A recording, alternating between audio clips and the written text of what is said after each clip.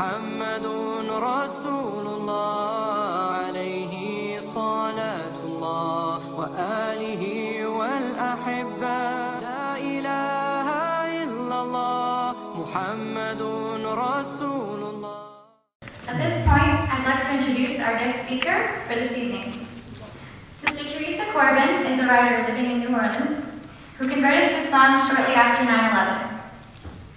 Her story, titled "I'm a Feminist and I Converted to Islam," was featured on CNN this past October. Teresa is actively involved in changing the image of Muslims as it is being portrayed in the media. She's also a contributor to On Islam and Akila Style and is the founder of Islamwich. Please help me in welcoming Ms. Teresa Corbin. You know that the co-founder of YouTube, Tony Blair's sister-in-law, Cat Stevens, Dr. Oz, Mos Def, Dave Chappelle, Lupe Fiasco, and Ice Cube are all Muslims? Did you know that the first degree granting university was founded by a Muslim woman? Did you know that Muslim scholars, Ibn Rushd and Ibn Sina, were chiefly responsible for saving the works of Aristotle? Did you know the Quran stresses respect between Muslims and non-Muslims? And that Jews and Christians hold a place of esteem in the Quran? What we don't know about Islam and Muslims in the West is quite substantial. And that is why I am here tonight, to invite each and every one of you to understand what Islam is, who the Muslims are, and where the misconceptions lie. In the name of God, the most gracious, the most merciful, peace and blessings be upon each and every one of you, my brothers and sisters in humanity. My name is Teresa Corbin. I think they said that a couple times. I am from New Orleans, that's true. I'm a lover, but not always a practitioner of good grammar. I am the begrudging parent of 2 uppity cats. And I'm a feminist, obviously. And I am a Muslim writer and blogger. For 17 years of my life, my parents called me Christian. For 4 years of my life, I was figuring it out, so I called myself agnostic. For the past nearly 14 years, I called myself a Muslim and practiced Islam. All thanks and praises are due to God. Through Him, all things are possible. And then I would like to thank Muslims in Memphis for putting so much trust in me to come out and deliver this message, this invitation to each and every one of you. And I would like to thank each and every one of you for coming out with the noble endeavor of gaining knowledge. But before I begin on my topic about what Islam is, who the Muslims are, and where the misconceptions lie, I would like to speak a little bit about the dangers of misinformation. Because I was once misinformed. In 1998, in my first interaction with a Muslim, I realized that I had prejudices against these people. Even though I had never met a Muslim before and I didn't know that there was a thing called Islam, I still had misconceptions that I had no idea where I picked them up. It was probably from the media or stock characters of Arabs. And of course, all Arabs are Muslim and all Muslims are Arab. They're not, we'll talk more about that. But I was misinformed. And when I realized it, I did something about it. I went to the source and I found out for myself. I went to the Quran and I went to the Muslims. A man named Randolph Lynn shares a similar story to me. He was misinformed as well. But he took a different approach. In 2012, Randolph Lynn got drunk, got into his truck and drove to a mosque in Ohio and set it on fire. When his case came to court, his judge asked him if he knew any Muslims or if he knew what Islam was. Randolph so candidly replied that he had never met a Muslim, and all he knew about Islam was from Fox News and talk radio.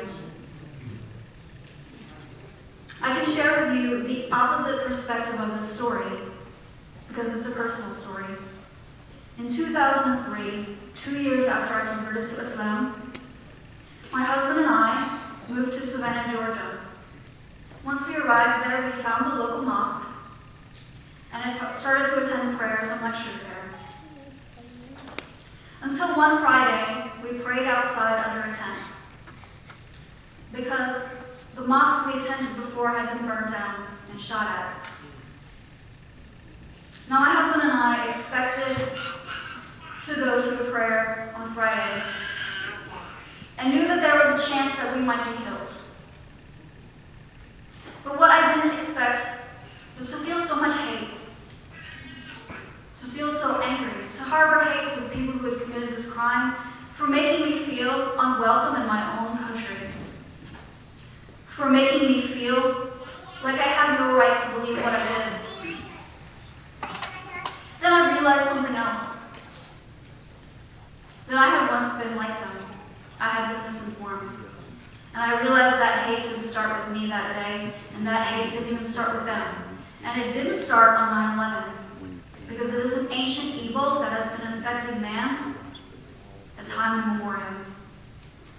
It is an infectious disease, and it spreads from person to person, and the only thing we can do to prevent its spread is to refuse to do it. Refuse to hate. So I did. I refused to hate the perpetrators of this hate crime against my community in Savannah. And I took on the mission of informing people. Because in a plural society like we live in here in America, our goal should not just be to tolerate each other. Tolerance is something a toddler does when he eats his vegetables, just so he can have his dessert. It's a forced thing. We can be more mature than that and have mutual respect for each other and compassion. This is a mark of a mature society. Now I'd like to quote a fellow Louisianian by the name of Phil Robertson, and some of you might know this man because he's the head honcho of the Duck Dynasty. When he so eloquently and correctly said, "Our culture has accepted two huge lies. The first is that if you disagree with someone, you must fear and hate them. The second is that to love someone, you agree with everything they do and believe. Both are nonsense. You don't have to compromise conviction to have compassion. We don't have to agree on everything. We don't have to believe the same things. Just have mutual respect and compassion. Let's overcome this cultural lie. And that's why I'm here to tell you today, to understand what Islam is and who the Muslims are. So let me get to it. Islam is simple. It's nothing strange or unfamiliar or even foreign.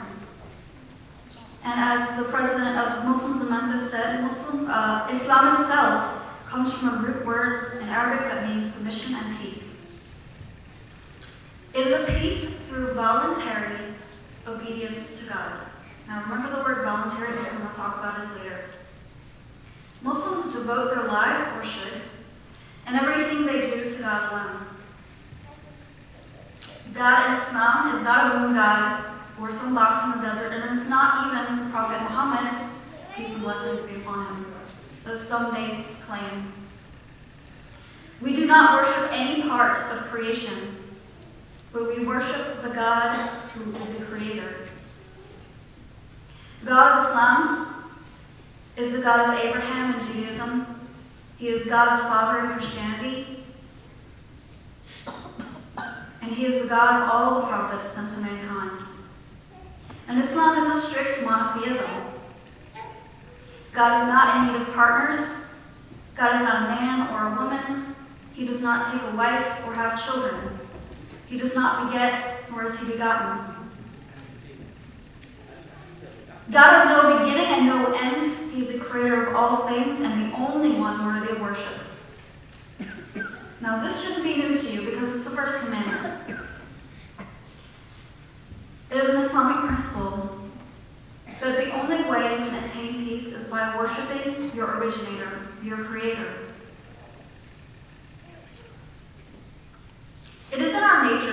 seek out something to worship.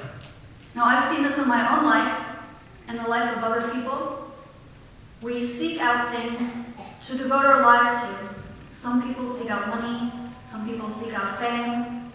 Some people devote their lives to fashion or fun or even power.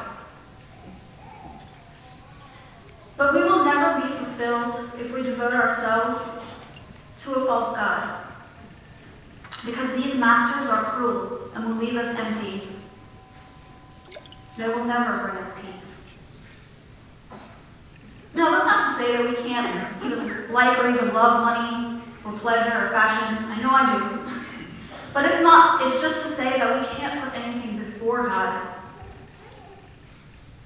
And all the things that God has required of us to do are serving that purpose, to reconnect with the Creator. And some of you may have heard of the 5 pillars of Islam. And that's where they come in. They come in to reconnect us with our Creator again and again, because we are forgetful as human beings. And we have a tendency to stray off. If you've ever taught or had children, you'll understand that. They tend to lose focus. So the 5 pillars in Islam are to redirect our focus to God alone. The declaration of faith is the first pillar.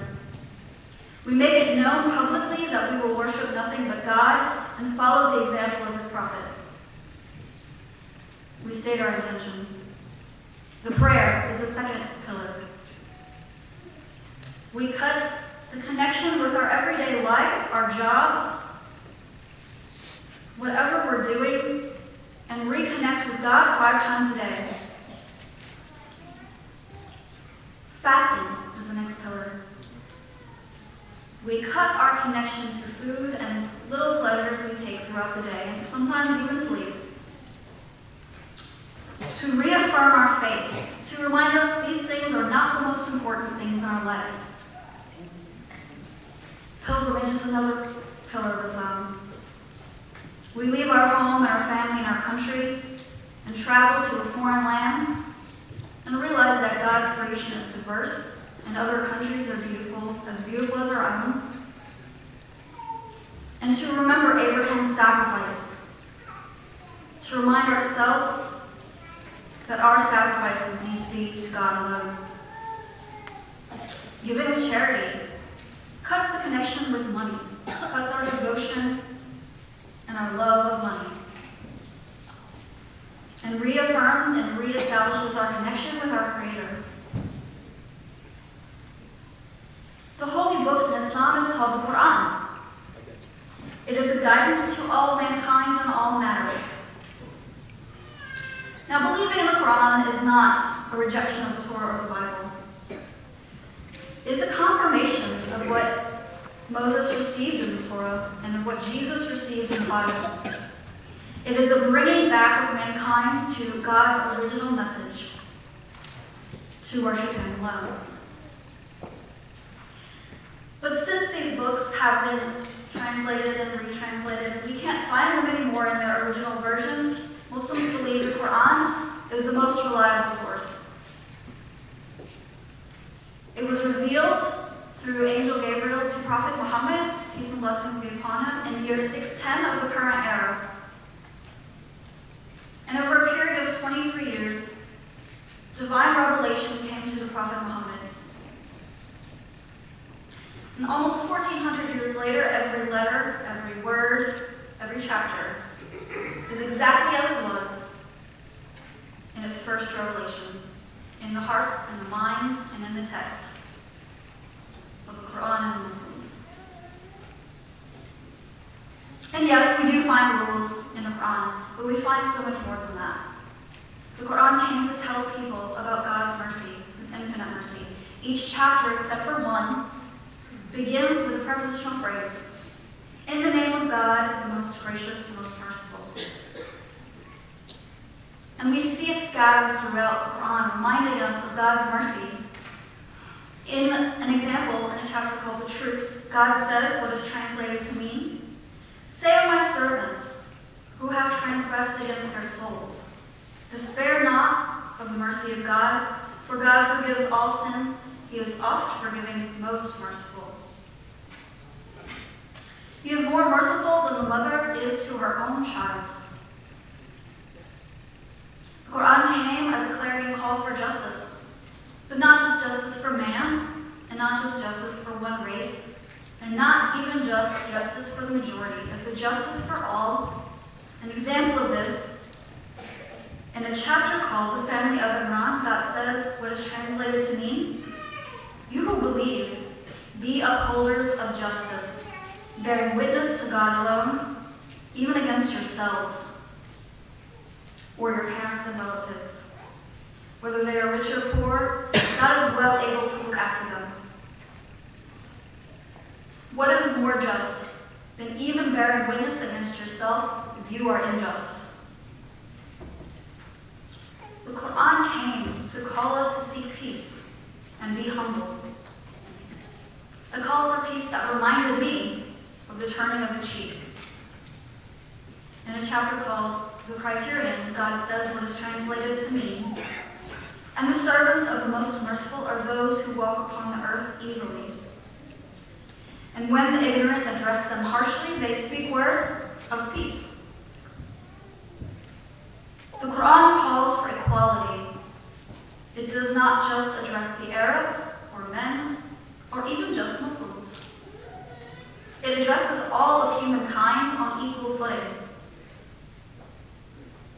An example of this you can see in the chapter called The Family of Imran, when God says what is translated to mean, "O humankind, reverence your guardian Lord, who created you from a single person, created of like nature his mate, and from those two scattered like seeds countless men and women." God does not hold any one race, gender, or group to be better than another,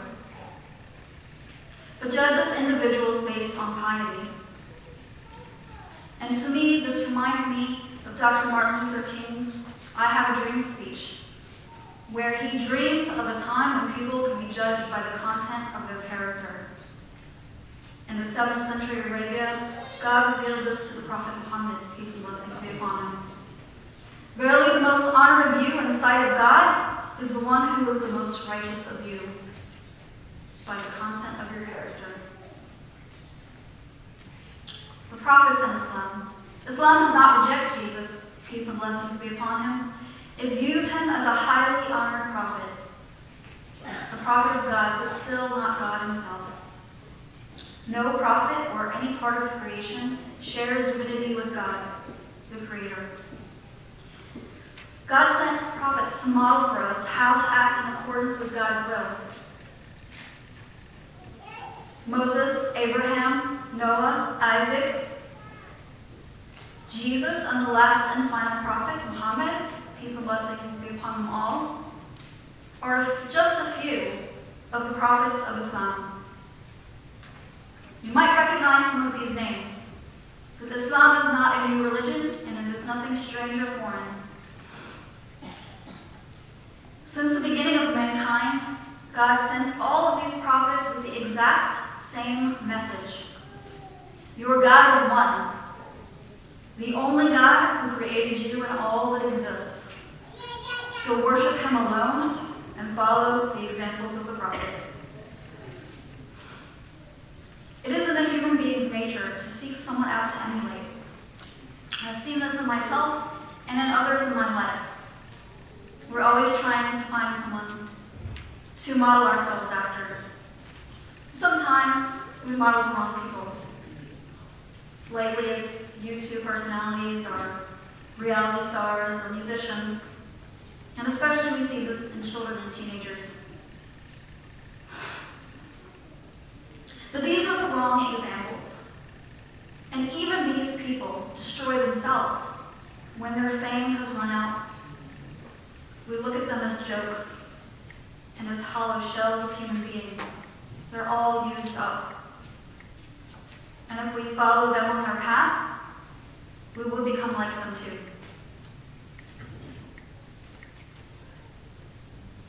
We will never be guided. We will never be happy or fulfilled. Muslims model themselves after the example of the last and final prophet, Muhammad, peace and blessings be upon him. Because we still have his prophetic tradition. We still have in our possession his example. And let me be very clear on this point. Muslims do not worship Prophet Muhammad, peace and blessings be upon him, as some claim, and even call Muslims Mohammedans, which is a derogatory term. We do not worship any part of the creation, but the Creator. But still, we find in the prophets an example of which to follow, and the prophetic tradition of Muhammad, peace and blessings be upon him, teaches the Muslims to be honest like he was. One example of this, his honesty, was when he sent a letter to the chief of Rome, whose name at the time was Heraclius. You might remember him from your history books. When Heraclius received the letter from Muhammad inviting him to Islam, because this is how Prophet, peace and blessings be upon him, invited people to Islam. He didn't force them or break them into it. He asked them, either by letter or if they were in his immediate vicinity, to extend a verbal invitation. So when Heraclius received his invitation to Islam in letter form, he asked Abu Sufyan, who happened to be in the neighborhood, about Muhammad. Now, Abu Sufyan at the time was a staunch opponent of Muhammad's message and his enemy. So, Abu Sufyan told Heraclius, Muhammad is nobly born, is honest and truthful, and has never broken a pledge. He enjoins his followers to worship none but one God and to praise God alone. He preaches kindness, piety, and acceptance of all, and his followers are on the increase.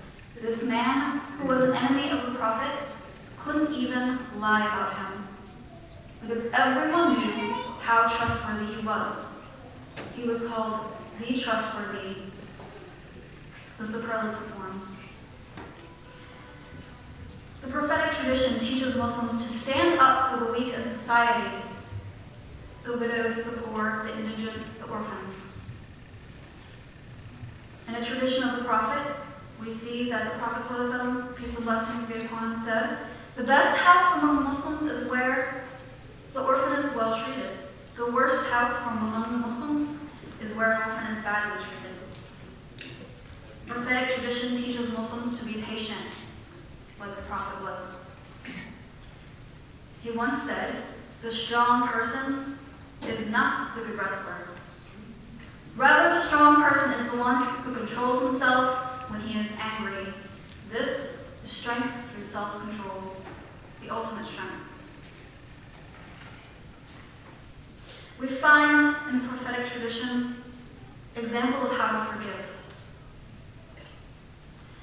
After 13 years in Mecca, at the beginning of his message to the people about Islam, about the one true God,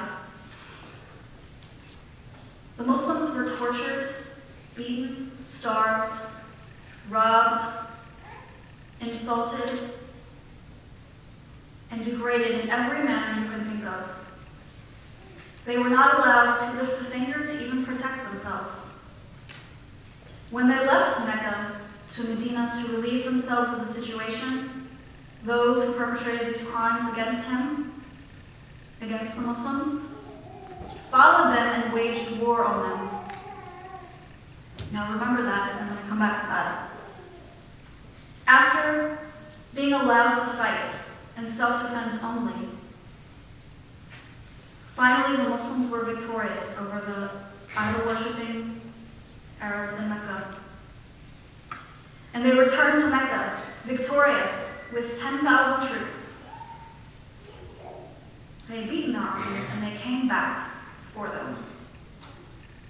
The Prophet Muhammad, peace and blessings be upon him, said, I say to you what Joseph said to his brothers, there is no blame upon you.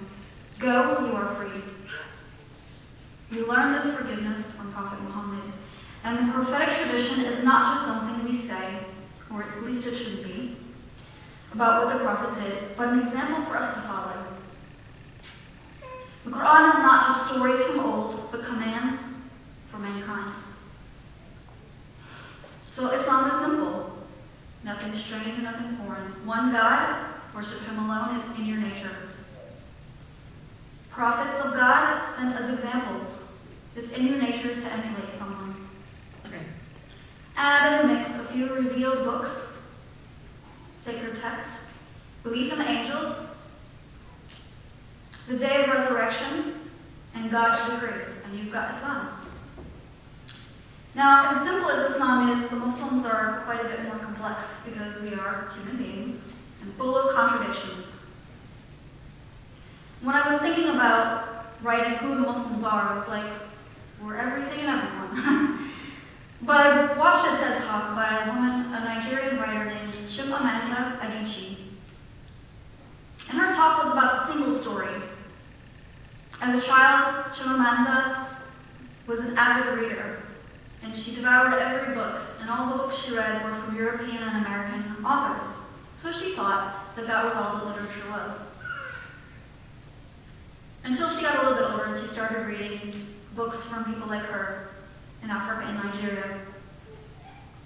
And still, as she got older, she came to the US to attend college, and she realized that the single story was not only told to her, but it was told about her. The single story of her was that of a woman from a country called Africa, who was a marvel for learning English, and who had never seen an oven. Now, these things didn't become true about Chimamanda when she entered American soil. No. She had actually come from a country called Nigeria, whose official language is English, and she had learned from birth. And she had, in fact, seen and used an oven several times. The single story about her wasn't true. Now, as Southerners, we know the single story told about us. It is that of an underprivileged, uneducated, overweight, possibly racist person who may or may not be married to a sibling, and if not a sibling, then a cousin. And as offensive as this is, and untrue, as a fellow Southerner, it's infuriating. We know that the single story does not apply to us, because each and every one of us are many-storied. So if each of us has many stories, how can an entire group have just one? The same is true of Muslims. We are many and varied people.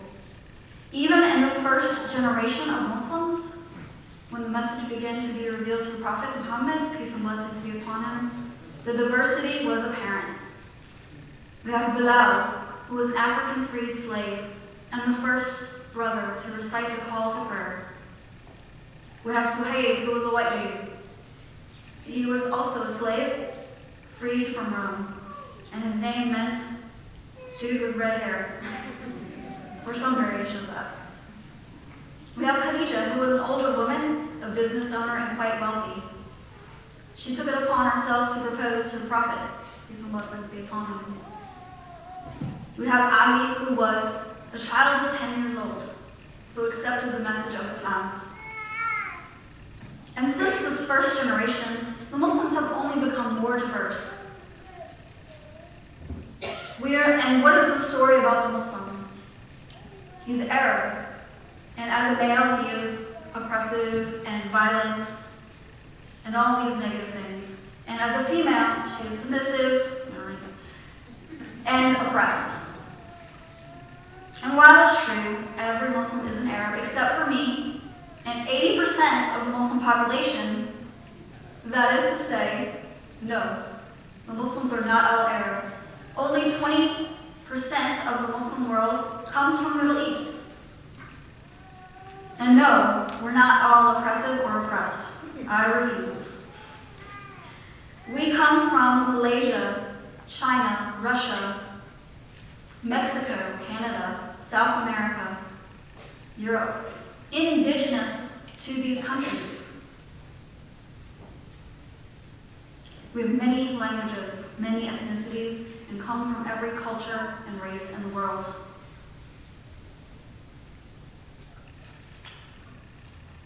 So it might be helpful talking about Islam and Muslims if we talk about what they are not, what Islam is not, who the Muslims are not. That is to say, it might be helpful to talk about the misconceptions. Now raise your hand if you've heard this one. Islam oppresses women. Now I'm not modeling the behavior for you because I have every confidence you know how to do it, raising your hands. I'm raising my hand because I have heard it and I have, at one point in my life, believed it. Islam oppresses women. So why is it that I, as a feminist, converted to Islam? Why is the fastest growing religion, whose most popular convert is the Western woman? 70 to 90% of converts coming to Islam are women.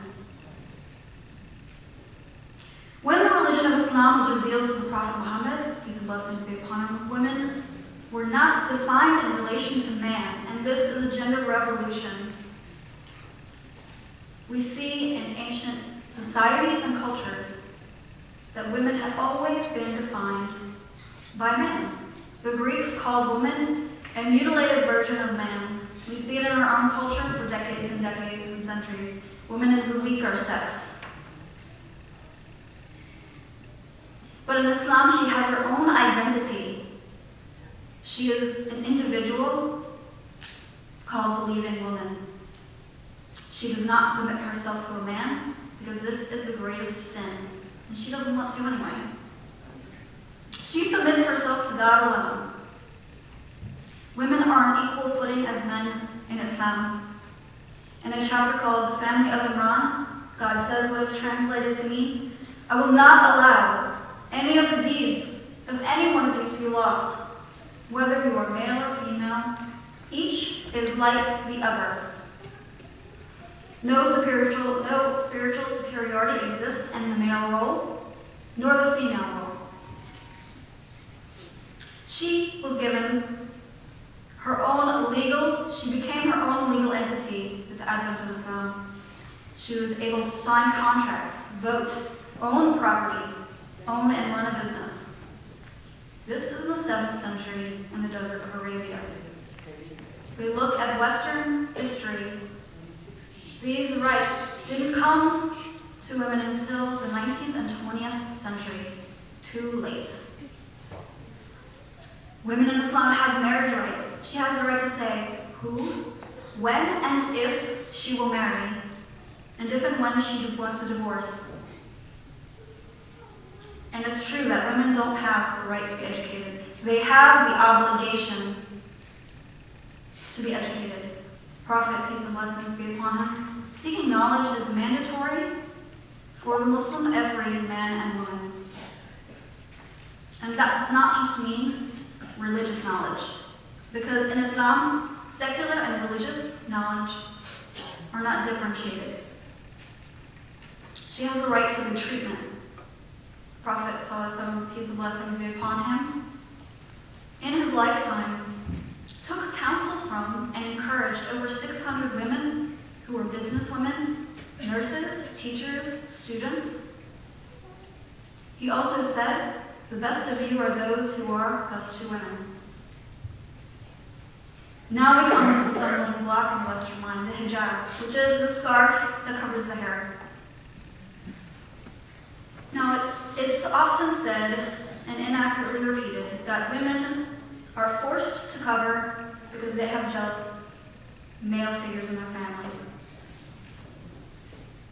And of course that's true, except it's not. The misconception that women wear hijab for men is contrary to Islamic values. The first and foremost reason women wear hijab or the scarf is for God alone, because directing any act of devotion to the creation is the biggest sin. I think I said that a couple times, I'm not sure.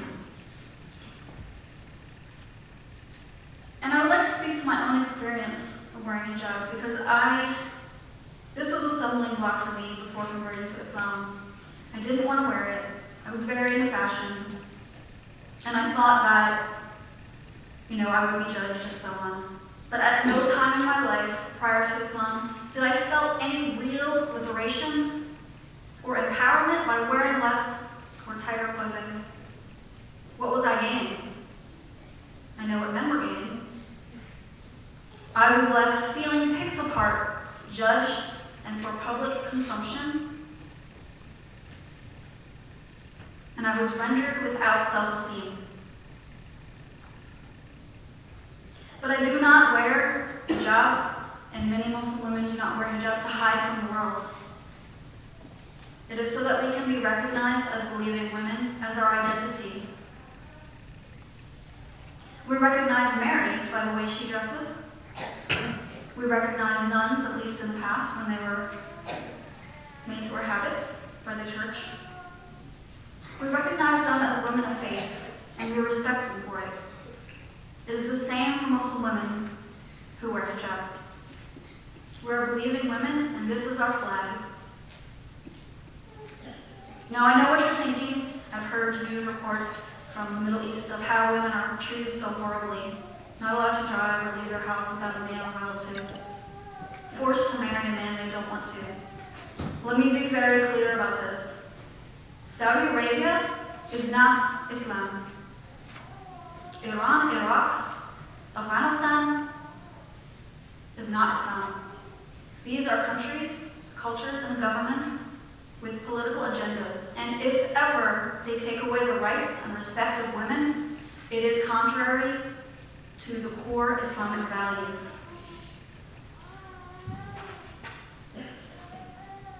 Next misconception. Raise your hand if you've heard this one. Muslims can't be American and Americans can't be Muslim. Raise your hand. Okay, a little bit less.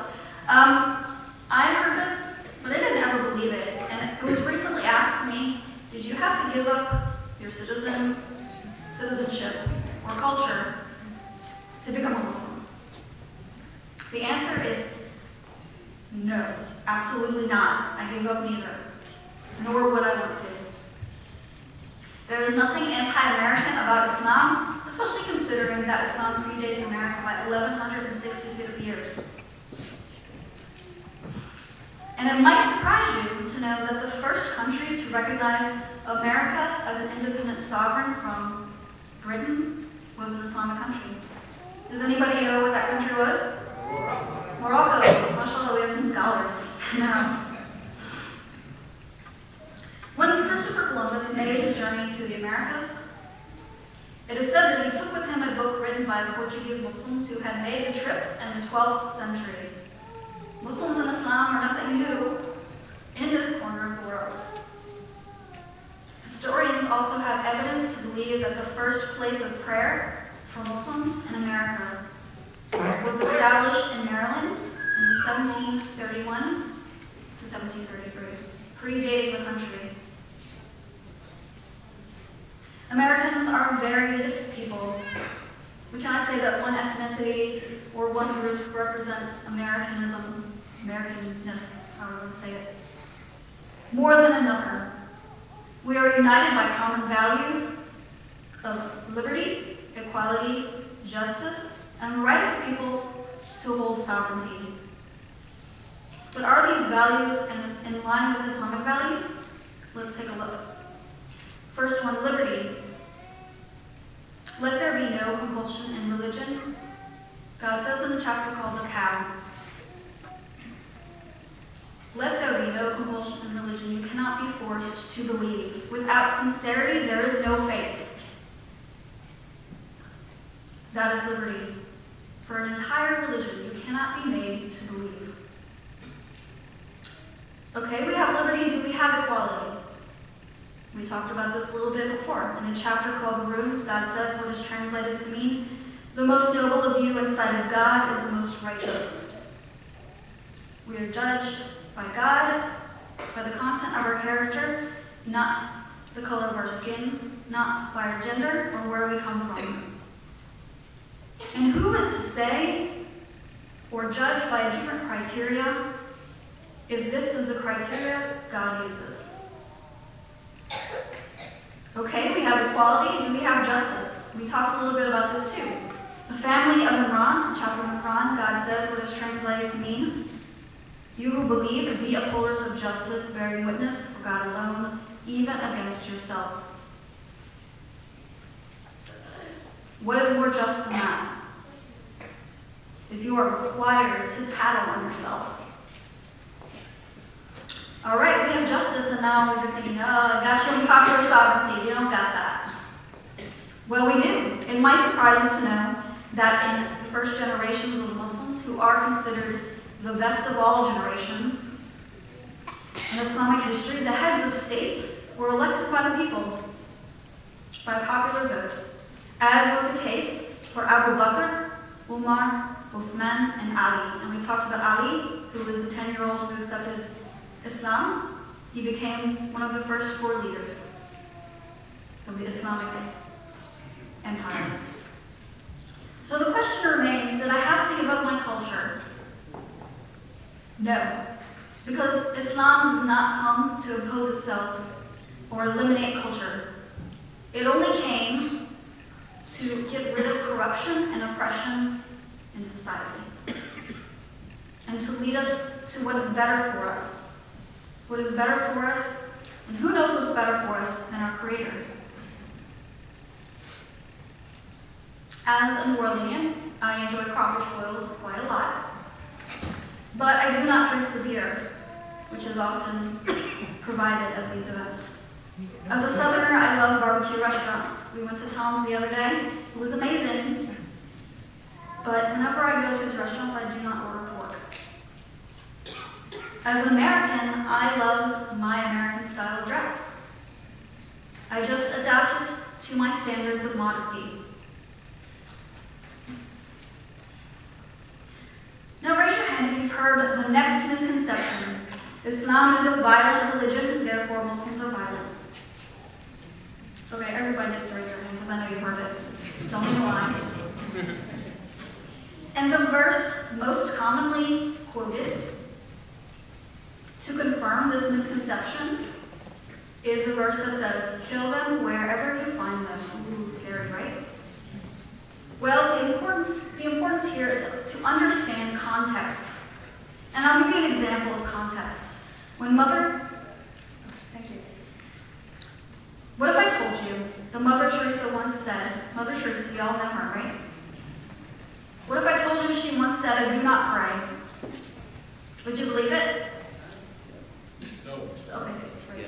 You wouldn't believe it because we know Mother Teresa was a pious woman. She devoted her life to charity.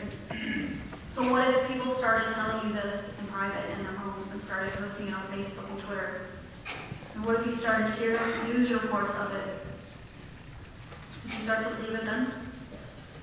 It is true that she said that. She really did.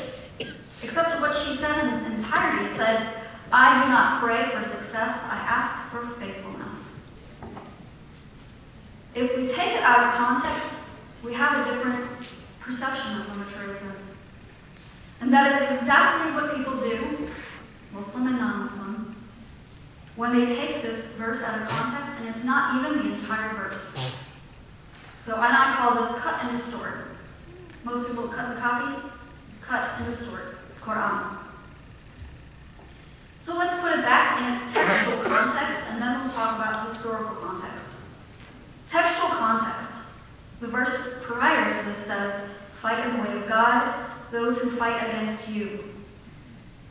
Do not begin hostilities. God does not love the aggressors. And kill them wherever you find them. And expel them from wherever they have expelled you. And persecution is worse than killing. And do not fight them at Masjid al-Haram, which is the Kaaba in Mecca, until they fight you there. But if they fight you, then kill them. Such is the recompense for the disbelievers. So when we put it in textual context, we can understand it better. That yes, we're allowed to fight, but absolutely, definitively, only in self-defense. Only fight them if they are fighting you. Expel them from where they have expelled you.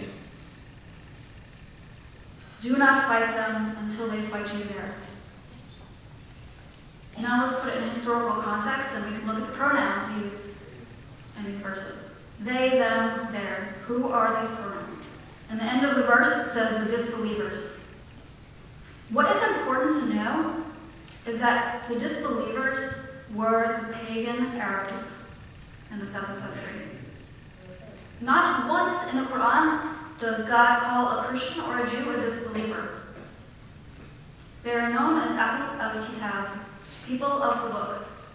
They have believed in God's message. They are not disbelievers.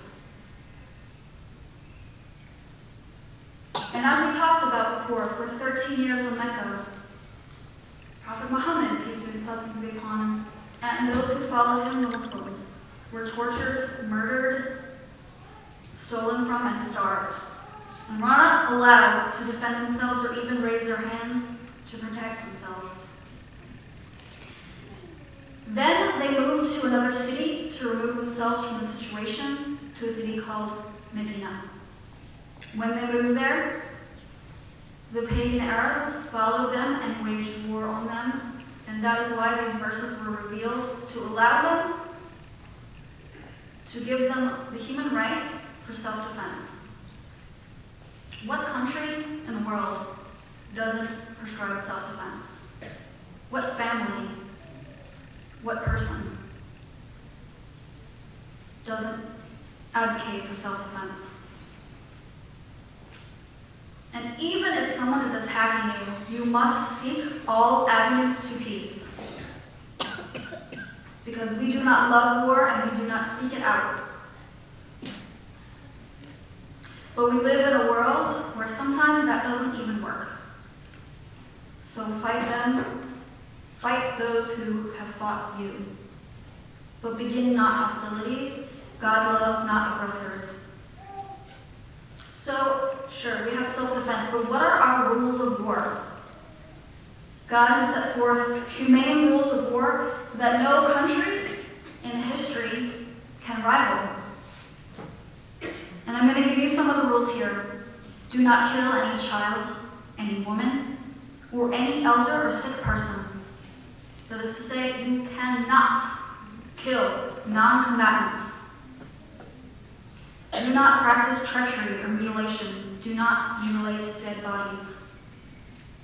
Do not even uproot or burn down palm trees or cut down fruitful trees. Do not destroy the villages and towns. Do not spoil the cultivated fields and gardens. Do not slaughter the cattle. Do not slaughter a sheep or a cow or a camel except for food. Only fight those who are fighting you. Do not destroy everything in your path. These are all creations of God. They have not fought you. There is no reason for that. Return evil with that which is better, which is another avenue towards peace. Do not kill the monks in monasteries. And do not kill those sitting in places of worship. No one may be punished with fire. Now I'm getting angry when I'm telling you this because it reminds me of what ISIS and Boko Haram and Al-Qaeda are doing. They are contradicting all these laws given to us by God to uphold justice and grant people human rights to life, to religion, to peace and dignity. It is of the utmost importance that we disassociate these groups from Islam because they so desperately seek it for their legitimacy. If we remove it, pull the flag of Islam out from underneath them, something they don't even practice, they will have nothing to stand on. While they seek its legitimacy and ignore all of its laws and prohibitions. To me, this is hypocrisy. So I've spoken about a few of the misconceptions, and I had about a whole book written about several others of them. And if you'll go to my blog, Islamish.com, I wrote about the myth and hysteria of Sharia law taking over the U.S. It is not going to happen. I'm saying that without a doubt in my mind. Why? Because God tells us to follow the laws of the land in which we live, even if that is the land of the non-Muslims.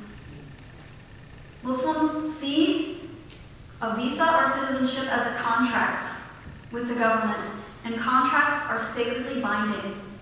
So please, please, go and tell all of your friends that, or go to my blog and share it. It's called Sharia Creep.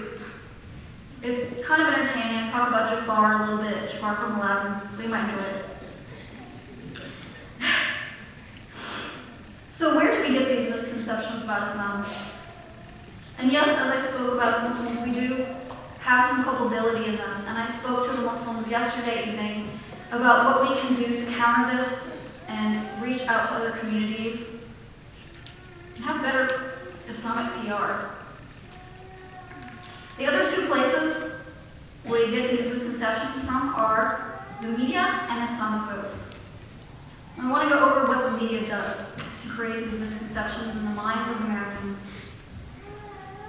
First, they seek out news stories of Muslims acting un-Islamically and report them in disproportion to atrocities perpetuated by non-Muslims, and in disproportion to how often or how likely they are to happen. It is not to say that they don't happen or that we shouldn't be concerned. We need to be concerned. But it is to say that it is disproportionate. And I'll give you an example. January 6th in Colorado, the NAACP was bombed. Did we hear about it much? Just a blurb, maybe. A few days later, Muslims committed horrific crimes in France at Charlie Hebdo. Which story got attention? Did you hear about the NAACP bombing in Colorado? This is definitely a terrorist attack, as defined by the FBI. Have you heard of the Order? Have you heard of the Army of God? Have you heard of the JBL? This gentleman has, unfortunately. I'm sorry. The media has never mentioned these groups, but the FBI has categorized them as terrorist groups. But they don't have anything to do with Islam. Their ideologies are associated with different religions and political movements, so they're not so important to report on. Add to that the fact that religion is almost never used as an identifier for any other criminal. Do you ever see in the news Christian man murders? No. But when we see that a Muslim commits a crime, the media automatically assumes this is because of their religion. It has something to do with Islam. When this, in actuality, is quite the opposite. Anyone who commits a crime is acting in spite of Islam. And the motives of other criminals are always questioned. NAACP bombing, they're saying he was targeting a tax front that hadn't operated in that building for 17 years. Really? Are we that dumb? The 3 young people in Chapel Hill who were murdered was a parking dispute. Because it wasn't, neither of these crimes were committed by Muslims. So it couldn't be because of their ideology or their religious affiliation, right? Muslims are portrayed in the media as homogenous, lacking any amount of diversity, because we're all Arab, right? We're all violent, terrorists, oppressive, oppressed. We talked about that. Not true. Context and circumstance is always left out of news coverage of conflict in Muslim-majority countries. As if there is no reason for their struggle, they just like hurting each other. So let's add it all up. Over-representation of Muslim misdeeds, plus Muslims only act when it has something to do with Islam, plus they're all the same, plus no context to our struggles. What is the conclusion we draw? Muslims are all from the Middle East, and this is racializing because Muslims are not a race. We're all predisposed to violence, and it is because of our religion. Why do they do it? Do they just hate Muslims? No, they don't. Maybe Fox News does. I can't speak to their intentions, though. Conflict happens to be a commodity that sells very well. And what news story runs each and every day is a business decision. What's going to make us more money? And the big bad wolf of men from the Middle East have sold very well. The second source of these misconceptions is a little bit more, I'll say evil. I don't really want to use that word, but it is what it is. Islamophobes. Since 2001, there has been over 57 million that has been contributed to fear-mongering, anti-Muslim, and anti-Islam organizations. And 37 US-based anti-Islam groups enjoyed combined revenues of $119 million between the years of 2008 and 2011. They took the cue from the media and realized fear sells. Many Islamophobes have maintained wealth and fame by selling this fear and hatred. But they are just the other side of the extremist coin. Islamophobes promote the very thing they proclaim to be against: hatred, fear, extreme opinions that they claim require extreme actions. They give legitimacy to terrorist organizations by claiming they do follow true Islam. They do all the same logical acrobatics to come to a distorted version of Islam. But we cannot let either of these groups sway us. We must be against extremism in all its forms. Even if it comes from a person who looks like you, looks like me, speaks our same language, and claims to be telling us to fear and hate for our own best interests. So what are the results of these misconceptions? And I spoke about this at the beginning of my speech. Misinformation, fear, suspicion, hatred, mistrust. Communities who live in a plural society but cannot live side by side peacefully. As I said at the beginning of my speech, Randolph Lynn only cited knowing about Islam and Muslims from Fox News and talk radio. As Americans, we cannot be talked down to like this. We are more intelligent, more mature than this.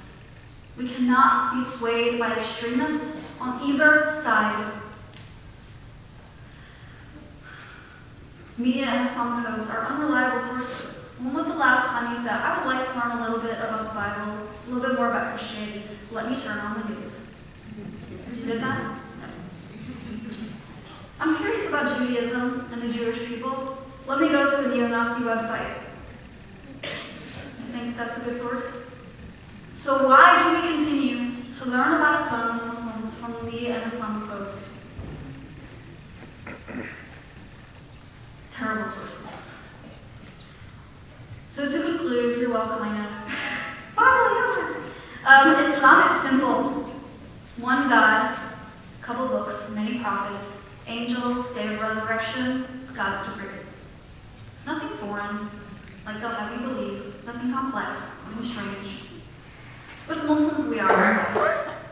We are many-storied people who have within us contradictions as any other human being would. And misconceptions are rampant. Please, I ask you to go to the source. Visit Quran.com if you want to read the Quran. Go to a brief illustrated guide to Islam. That's on the internet too, you can Google it. Talk to a Muslim. Go to muslimsinmemphis.org.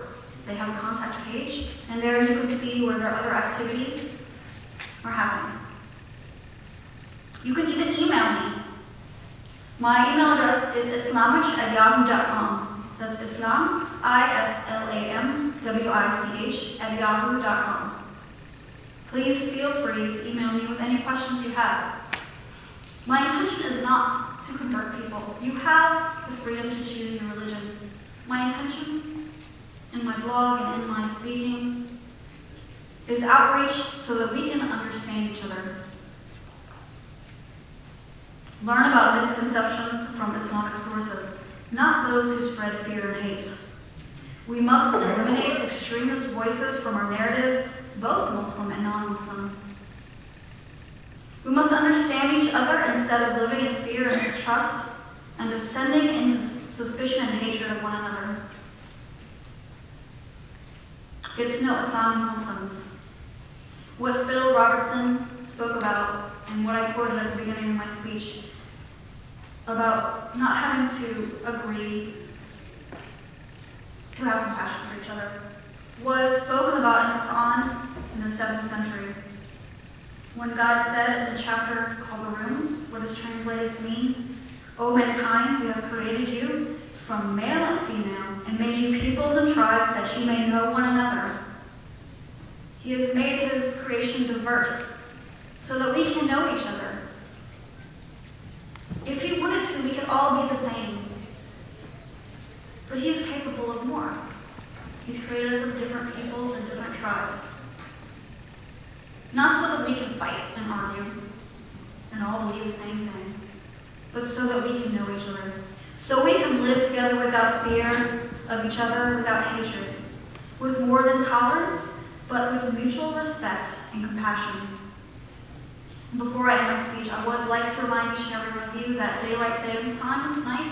So if you're planning to go to church tomorrow, please remember that so you are on time. Thank you for coming out, and thank you to Muslims of Memphis.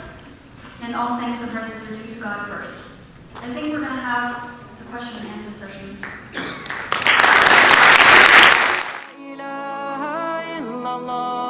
محمد رسول الله عليه صلاة الله وآله والأحبة لا إله إلا الله محمد رسول الله